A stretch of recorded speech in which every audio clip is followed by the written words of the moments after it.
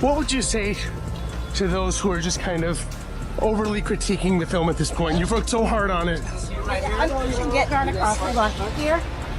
Yeah, hold on. All right.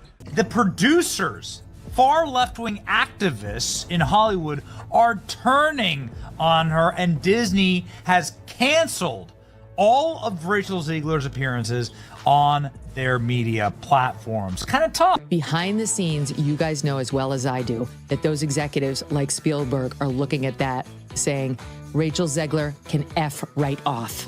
I truly do believe that. There's something wrong with her. She's disturbed, she's unhappy, and she thinks it's about feminism and the patriarchy and about abortion. But the reality is she's just not stable. Yeah. Weird. Have they ever thought about maybe like a little bit of like, I don't know, vulnerability study, opposition research, that sort of thing before you go and hire some Zoomer who's a lunatic? But you don't seemingly like your own character, so she comes off as an insufferable, whiny brat. Rachel Zegler, like so many kids raised on TikTok, she's all for infanticide is the only global solution. Now, I'm guessing that she's not married. I'm guessing that she doesn't have kids. The movie is a complete disaster, by the way. Rachel is literally the star of a Disney movie, and she acts like she's some sort of victim, and that's the sort of mentality that is just poisoning people's minds. Like, she acts like her life is so bad. And they postponed the release of this thing, Ben, for a year because their star, Rachel Zegler, was so unlikable. She doesn't need a prince to save her, and not surrounded by 7 weird people. Oh, okay, just CGI fictional goblins, I guess. Saying that audiences will always line up to see her no matter what she does. Every premiere and everything I do, people will wait in line to see. You know what's interesting about all of this is that the only person waiting in line to see Snow White was Rachel Zegler.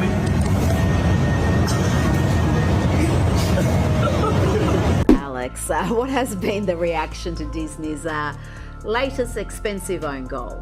Well, the reaction has been absolutely horrible. It is the worst box office from a Disney live action remake that they've ever done.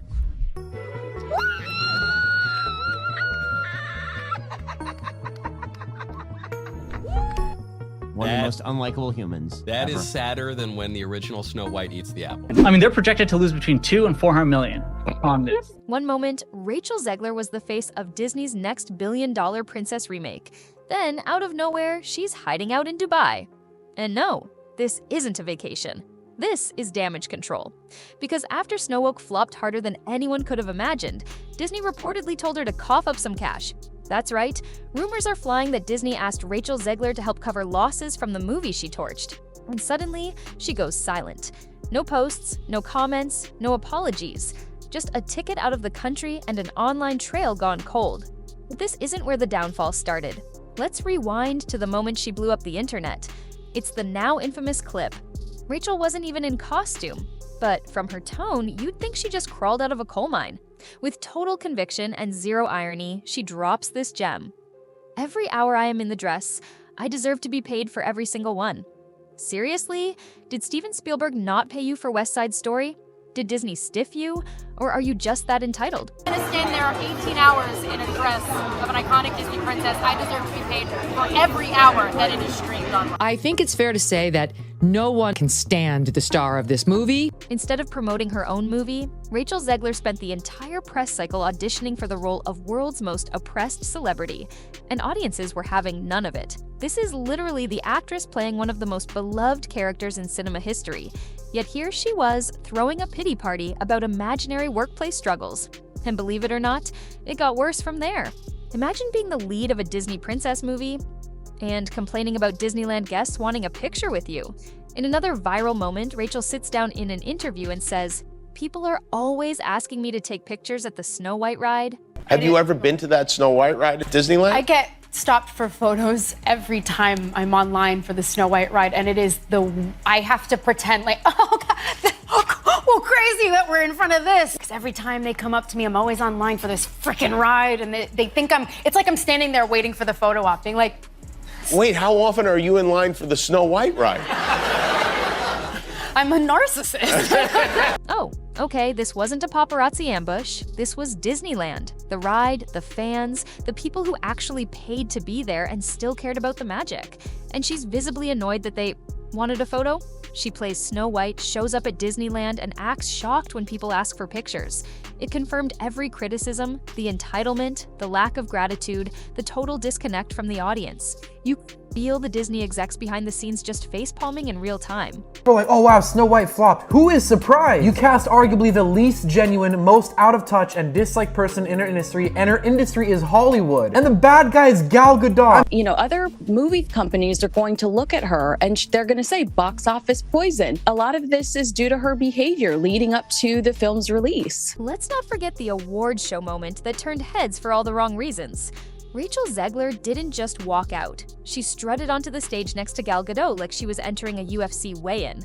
Full McGregor swagger, arm swinging, like she just knocked someone out backstage. It didn't scream confidence, it screamed delusion. Please welcome Rachel Zegler and Gal Gadot.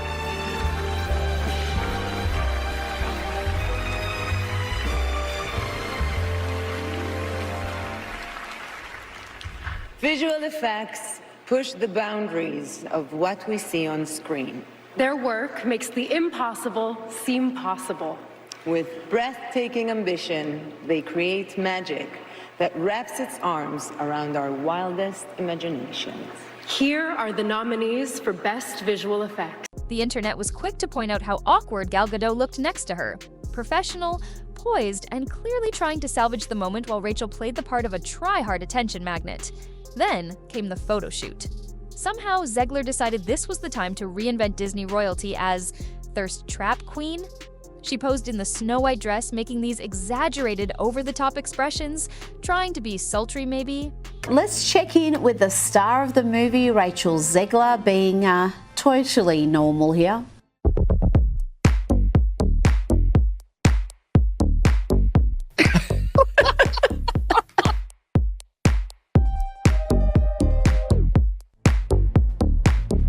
Fans weren't charmed, they were confused. Comments ranged from, "What am I looking at?" to, "Is this supposed to be hot or cursed?" It was just more fuel for the fire. A lead actress who didn't seem to get the character, the tone, or the assignment. And Disney, they were watching this unfold with horror. After posting a generic promo for Snow White, Rachel followed it up with, "Free Palestine." Now, regardless of your politics, here's the issue. She tweeted that immediately after a Disney campaign post. And her co-star, Gal Gadot, an Israeli actress. So yeah, you can imagine how that went over. Sources say Disney sent a top exec to personally beg her to take it down. They weren't even mad at the view, just the timing. But Rachel refused, and that moment, it blew up everything. They've been in a full meltdown about this girl for a couple of years now, and how they had her tweet out like a little, "Yay, Snow White, can't wait, so excited, I love to play her." And she did it and got like millions of views, and they were like, "Good job, Rachel." And then she, like minutes later, followed it up with, "And never forget, free Palestine." And isn't her co-star Jewish? Yes, Gal Gadot, whatever. Gadot. I mean, what? Yeah. Wow. They tried, they flew an executive, one of the producers, out to go visit personally with Rachel Zegler to say, "Could you please take that down? Because we understand you can have your political views, but those aren't really helpful while you're trying to build an audience for a movie. Maybe you could save them for like your diary and your friends, but like maybe not, maybe just take the tweet down." And she wouldn't. And if you disagree with this sentiment, I don't need your business. Thanks. You know, I don't need your business. You know what? Maybe Disney does. Maybe you're a tool, you're a pawn in this film. You didn't write it. You didn't direct it. You have nothing to do with the creation of Snow White. Right. You should shut up and do the job. After weeks of backlash, something strange happened. Suddenly, Rachel changed her tune. Gone was the eye-rolling, prince-bashing feminist warrior. One week, it's Snow White is outdated. The next week, it's a beautiful legacy. Pick a struggle. You don't get to slam the original and then cosplay as its biggest fan when the backlash hits. In a weird, clearly scripted follow-up interview, she says she's honored to carry on such a beautiful legacy and that the original Snow White was groundbreaking for its time. Seriously? People didn't buy it for a second. It wasn't genuine. It wasn't even subtle. It was Disney damage control, and fans could smell it from a mile away. It was too little, too late. The internet had already made up its mind. Listen here as the star, Rachel Zegler, does a massive backflip. There is a message that's been carried on for almost 90 years now from the original animated classic. She's gone from bagging the original story to saying it's an example to admire. There are messages in both films that everyone needs to hear. It's timeless. That's what makes it a classic. Weird. There's a lot of responsibility there, and so you have to take excellent care of the classic versions of these stories that people care so deeply about. Weird. I think it's a very human thing to not always see the bright side, but that is part of the beauty of Snow White. It has been for 88 years now that she just sees the good in everyone and everything. And she's in fact going to be a girl boss feminist who don't need no man. The cartoon was made 85 years ago, and therefore it's extremely dated when it comes to the ideas of women being in roles of power. Behind the scenes, Disney was done. According to insiders, they pulled her from all media appearances. No more interviews, no more press junkets, not because they were protecting her, but because they couldn't risk her saying anything else. Executives reportedly started looking at morality clauses. They had emergency meetings about whether she'd legally broken promo rules. Some even say they hired a media babysitter, someone to follow her around and make sure she didn't tank the movie any further. Spoiler, it didn't work. And then they had to hire a special media consultant for her to follow her around all the time and make sure she didn't continue shitting on Snow White and the prince and young love and women who want to get married and Steven Spielberg, the executive producer of her previous movie, and white people who she claims wanted to know if she was really a Latina on her first movie. Every clip, every statement, every appearance, people just liked her less. And not just casual viewers, everyone. She came off whiny, arrogant, and completely disconnected. The type of person who thinks every criticism is an attack and every question is harassment. Instead of connecting with audiences, she talked down to them. Instead of promoting Snow White, she turned it into her personal soapbox. The backlash wasn't just predictable, it was inevitable. No longer 1937, and we absolutely wrote a Snow White that is not going to be saved by You the wrote prince. it? She's not going to be saved by the prince, and she's not going to be dreaming about true love. She's dreaming about becoming the leader she knows she can be. God forbid a woman dream about true love. We're all just sitting around here, maybe I could be president one day. I hate men, I just want to be president. That screams Disney princess. Oh my God, I'm literally getting enraged. Once again, I feel like I'm back in 2022. The original cartoon came out in 1937, and very evidently so. There's a big focus on her love story with a guy who literally stalks her. Say it louder so your other eye can hear you. Yeah, the entire film's about a love story. It's about a love story because that's what the point of the film is. And I'm sorry that chivalry and a man pursuing you is now deemed as stalking, which now it's kind of making sense why men are opting out of the dating scene. I was scared of the original cartoon. I think I watched it once and then I never picked it up again. I watched it for the first time in probably 17 years. On the original production, I was scared of it. Oh, it was so weird. It was a stalker. Like, I feel like if you are taking on the most iconic Disney role ever, genuinely, like this was the most prolific Disney film, I feel like you should kind of have some sort of reverence for the original production. Enter the plot twist nobody saw coming, the Minecraft movie. Critics thought it would flop. Too simple, too blocky, too pixelated, but audiences, they loved it. Loud theaters, kids cheering, packed showings, and box office numbers that slapped Snow White across the face. In one weekend, Minecraft made more than Snow White made globally in 3. Disney spent years hyping a modern Snow White, and it got wiped out by a bunch of cubes. When we look, you can see families were more than willing to go to the box office to support something like the Minecraft movie, while Rachel Zegler's Snow White continues to plunge. She's literally the only person there. And do you not understand how humiliating this is? Meanwhile, the experience at Minecraft goes something like this. This is insane.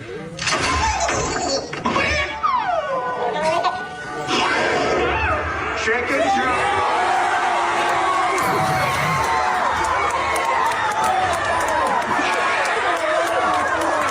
Minecraft in the United States in one weekend made more money than Snow White has made globally after 3 weekends. That's how bad it is right now. Box office numbers. The Minecraft movie made $60 million on Saturday. Snow White made $2 million. And of course, this weekend, Minecraft came out, which has absolutely dominated the box office, done significantly better than analysts even projected. And now we're finding out that Snow White has officially crossed $160 million. Okay, and the cops had to escort the rowdy teenagers out. The Minecraft movie is doing something magical. It's creating a live audience reaction event where people are going to just be part of something to interact with the movie itself. The kind of thing that really creates like a kinetic movement. With Rachel missing, fans became detectives. They tracked her flight, dug into deleted posts, noticed her calendar suddenly cleared. Then came the cold, robotic apology on Instagram, clearly lawyer approved and clearly not written by her. Instead of making things better, it just confirmed what everyone feared. She didn't get it. She wasn't sorry, she just wanted people to stop talking. But the internet doesn't forget. Behind closed doors, Disney is panicking. They took a billion-dollar brand, shoved it through a blender of politics and PR disasters, and handed the mess to a 20-something TikTok star who couldn't handle it. Now they're reportedly considering clawing back bonuses, maybe even legal action. One exec allegedly said she burned down a billion-dollar brand with her own words. No one in the room disagreed. Rachel's current plan now is to go quiet, disappear, stay far away while the media storm passes. But that silence is only getting louder. People want accountability. They want answers. And Disney, they're already pretending like she never existed. The red carpet darling has become the cautionary tale, and she has no one to blame but herself.